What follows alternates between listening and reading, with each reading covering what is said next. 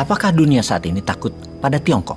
Maka jawabannya adalah iya. Tiongkok berani melanggar banyak hal yang polisi dunia atur dan melarang. Polisi dunia atau negara superpower pemegang world order, Amerika, begitu Tiongkok melakukannya, hanya bisa diam. Apalagi negara seperti Wakanda yang dikelola sangat pragmatis, populis, dan benefit untuk sebagian manusia. Kebijakan yang dijalankannya, yang milih manut Tiongkok. National interest Wakanda bukan untuk negaranya sendiri kesannya, bukan untuk rakyat sepertinya, namun untuk kepentingan sebagian. Wes, rausah diteruske, nanti dibilang nyinyirin Wakanda, padahal ya memang iya. Mau bukti? Tiongkok itu ditakuti dunia, apalagi di Wakanda. Tiongkok menjalankan sebuah operasi, tentunya operasi militer karena kebijakannya dijalankan di luar Tiongkok. Namanya Operation Dragon Net. Alasan Tiongkok adalah mereka membangun jaringan kepolisian di negara lain adalah untuk mengejar para pelaku kejahatan atau criminal law. Polisi Tiongkok mengejar pelaku kejahatan ini di negara lain. Datang ke tempat tinggal mereka di negara manapun, kemudian mengancam, menekan mereka, menyiksa mereka, bawa mereka ke pesawat segera untuk dibawa pulang ke Tiongkok. Untuk melaksanakan hal ini, Tiongkok membangun kantor polisi di negara orang, dan saat ini ada lebih 100 lokasi di 53 negara.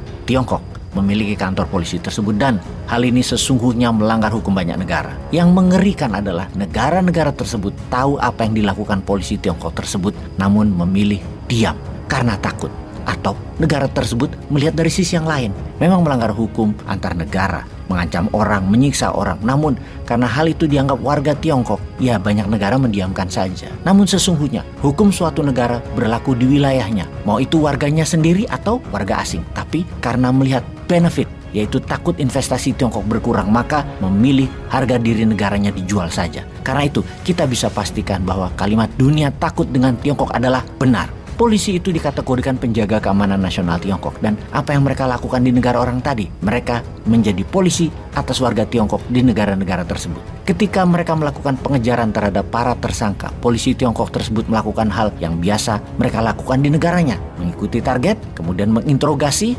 menekan, menyiksa, dan dibawa pulang ke Tiongkok dengan tekanan untuk dikriminalisasi. Memang tidak ada satupun yang dibunuh atau diasasin, namun banyak yang telah kembali ke Tiongkok. Mereka hilang, tak berbekas. Tidak ada yang tahu nasib mereka. Polisi penjaga keamanan Tiongkok di luar negeri juga mengawasi warga Tiongkok yang di luar atau diaspora warga biasa yang tidak melakukan kriminal, namun memastikan mereka tetap menjadi warga Tiongkok yang bayar pajak negara dan kewajiban negara lainnya. Juga memastikan mereka tidak pindah, ngabur, melepas kewarganegaraannya. Salah satu tugas polisi Tiongkok di luar negeri adalah itu. Selama 10 tahun ini lebih dari 200.000 warga Tiongkok yang dipaksa pulang karena berbagai alasan, yang terbanyak tentunya yang mau lari karena tindakan kriminal atau tindakan yang dianggap kriminal yang mereka lakukan di negara Tiongkok. Di antara Operation Dragon Net ada Operasi Fox Hunt. Yang ini khusus karena operasi ini adalah operasi menangkap lawan politik Xi Jinping. Fox Hunt lebih ke masalah politik. Kalau Dragon Net lebih global, difokuskan ke koruptor yang kabur dari Tiongkok dan orang kaya Tiongkok yang ngabur karena ingin keluar dari Tiongkok, juga penghindar pajak perusahaan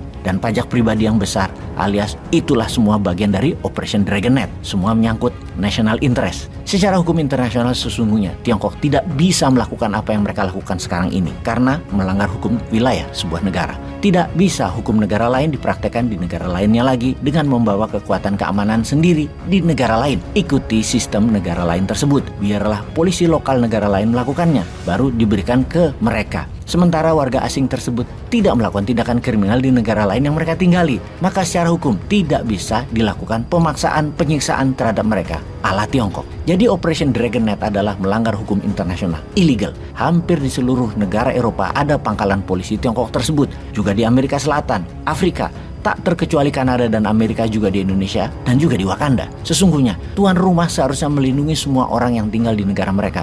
Jangan sampai hukum tidak berlaku bagi warga asing. Yang parah di Wakanda, jangankan asing, warga negara sendiri dirampok kedaulatannya oleh hukum. Jadi urusan ada polisi negara lain, ya bodo amat lah. Mau itu warga negara asing yang cari perlindungan politik karena beda pandangan politik, dari komunis ke demokrasi, gak urusan. Mau itu pengungsi yang keluarganya disiksa di negara asing, polisi lokal ora urusan. Seakar polisi korupsi Tiongkok biarin aja, yang penting gua makan dan jabatan gua cepat dan cuan gua banyak. Yang anehnya ya, sekali lagi, kejadian ini terbanyak di Eropa. Warga Tiongkok yang gerah dengan tekanan politik banyak yang ngabur ke Eropa dan sudah ribuan yang dipaksa ditekan balik ke Tiongkok. Pelanggaran HAM terjadi di negara yang katanya menjunjung HAM. Eropa adalah benua yang mengajari HAM, yang misalnya berani memberikan sanksi kepada Rusia, namun tidak berani melakukan apapun terhadap Tiongkok. Diam saja atas ribuan pelanggaran HAM dan pelanggaran konstitusi lokal negara Eropa. Ini membuktikan mereka, Eropa, takut pada Tiongkok. Oke, apa moral story dari Operation Dragon Knight ini?